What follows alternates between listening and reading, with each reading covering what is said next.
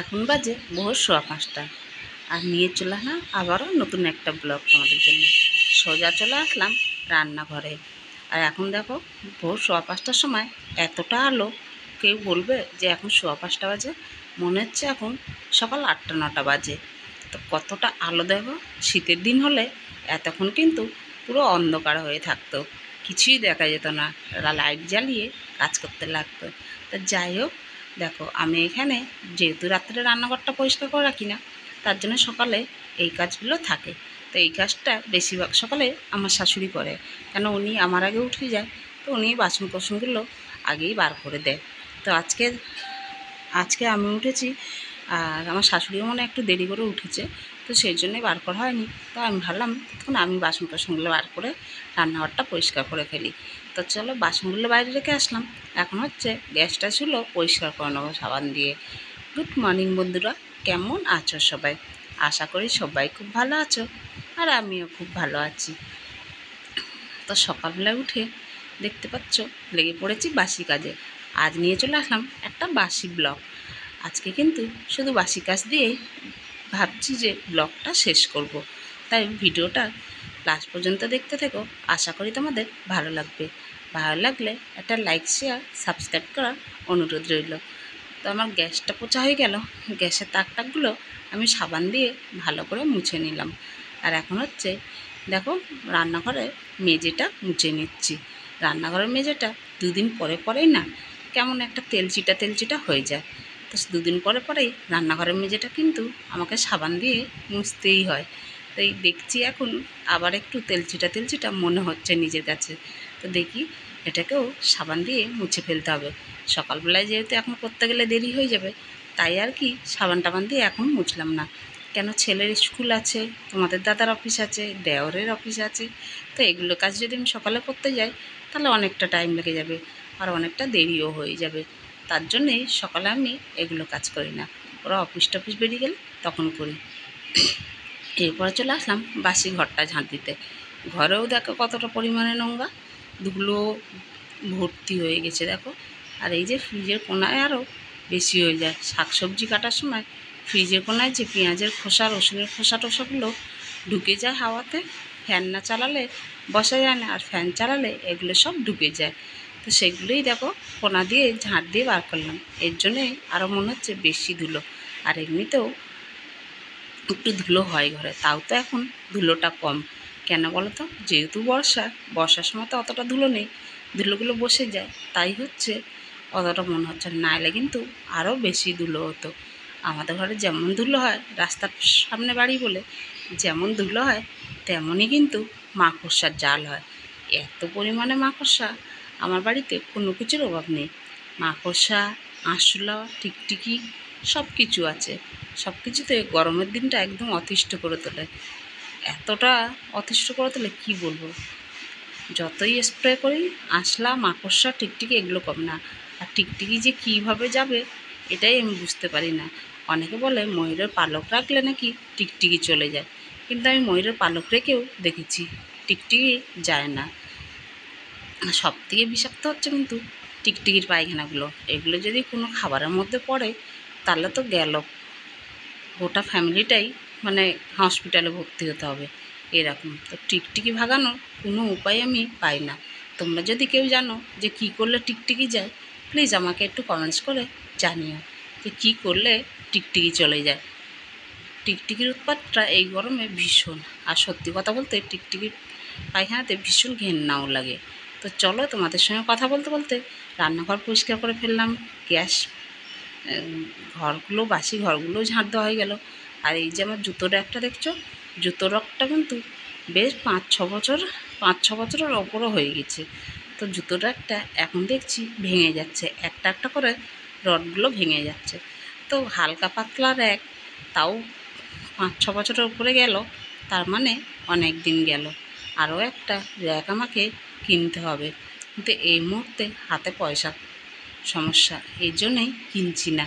আর আপাতত যেহেতু এটা এখন চলছে, তাই ভাবলাম চলুক, যখন হাতে পয়সা কড়ি আসবে তখন কিনবো।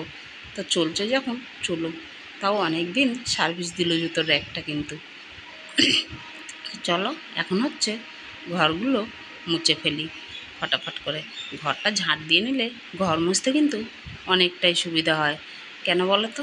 ঘর ঝাঁট দিয়ে নিলে আর কিন্তু ঘরে অত নোংরা থাকে না, ফটাফট করে ঘরটা মোছা হয়ে যায়। আর ঘর যদি না ঝাঁট দিয়ে মোছো তাহলে কিন্তু ঘর মুছতে অনেকটা সময় লাগে। কেন? ধুলো নোংরাগুলো থেকে যায়, সেগুলোকে টেনে টেনে নিয়ে যেতে অনেক সময় লাগে। আর ঝাঁট দিয়ে মুছলে ফটাফট করে মোছা হয়ে যায়। তো দেখো, আর একটা রুম কিন্তু মোটামুটি মোছা হয়েই গেল। সকালবেলায় উঠে আমাদের সবার ঘরেই এই বাসি কাজগুলো করতেই লাগে। প্রত্যেকটা মানুষের ঘরে থাকে, সেটা ছোট হোক, ঘর ছোট হোক কিংবা বড় হোক, সবাইকে কিন্তু বাসি কাজে এগুলো করতেই লাগে, কম বেশি সবার ঘরে। আমার ঘরটা বড়, তাই হয়তো আমাকে একটু বেশি করতে লাগে, আর যার ঘর ছোট তাকে হয়তো একটু কম করতে লাগে। সেটা মাটির ঘর হোক কিংবা পাকা ঘর হোক। মাটির ঘরে কিন্তু আরও বেশি খাটনি।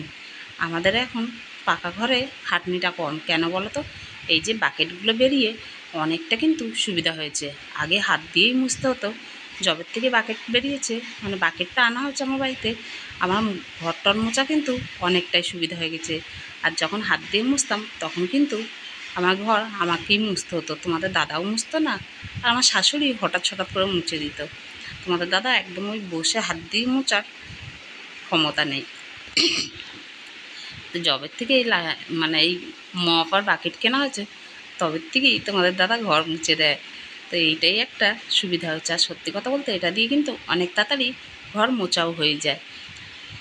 তো এই জন্যেই এই বালতি, এই বাকেট আর মপের জন্য কিন্তু অনেক মানুষের খাটনি কমে গেছে ঘর মোছার।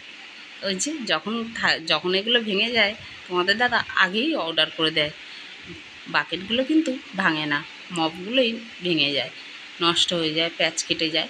তো যতদিন মপ থাকবে ততদিন কিন্তু তোমাদের দাদা ঘর মুছে দেবে। মপ না থাকলে কিন্তু আর ঘর মুছে দেবে না আমার, সেটা আমার যতই পিঠে ব্যথা হোক না কেন। তো যাই হোক, কথা বলতে বলতে ঘরটাও মুছে ফেললাম। তো চলো এখন হচ্ছে তুলসী তলাটা ধুয়ে ফেলি। আর এখানে ভয়েস দিতে বসছি, বাইরে নামলো বৃষ্টি। এই কদিন ধরে বৃষ্টি নেই, 2-4 ফোঁটা করে বৃষ্টি পড়ে, আর বৃষ্টিই নেই। তা যাই হোক, দেখো এখন হচ্ছে তুলসী তলাটা জল দিয়ে ধুয়ে দিই, ধুয়ে তারপরে বাকি কাজগুলো করে ফেলি। চলো, এখনও কাজ বাকি আছে, কাজ কিন্তু শেষ হয়নি। সকালে কিন্তু বেশ অনেক কাজই থাকে বলো, সকালের কাজ কিন্তু ফট করে শেষ হয় না। তো চলো।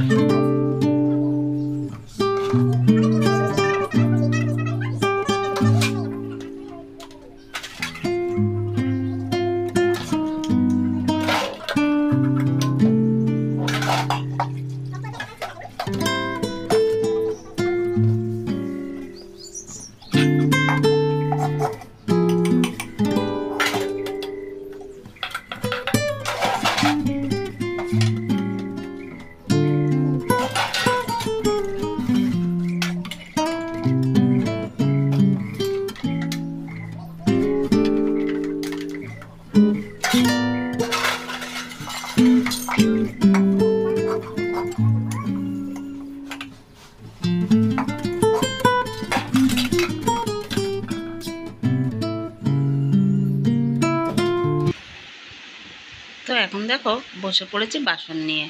আর এতগুলো করে বাসন পড়ে কি বলবো। সত্যি কথা বলতে আমাদের বাড়িতে প্রচুর বাসন পড়ে। সকালে যতটা দেখছো, দুপুরেও এতটা পড়বে, আবার রাত্রে টিফিনের বাসন, তারপরে তো টুকটাক করে মাঝখানে বাসন কোসন ধোয়াই হয়, একটা দুটো করে ধোয়া হয়। প্রচুর বাসন পড়ে আমাদের। তো চলো, দেখতে পাচ্ছ কত বাসন, আমি বাসনগুলো ধুয়ে ফেলি।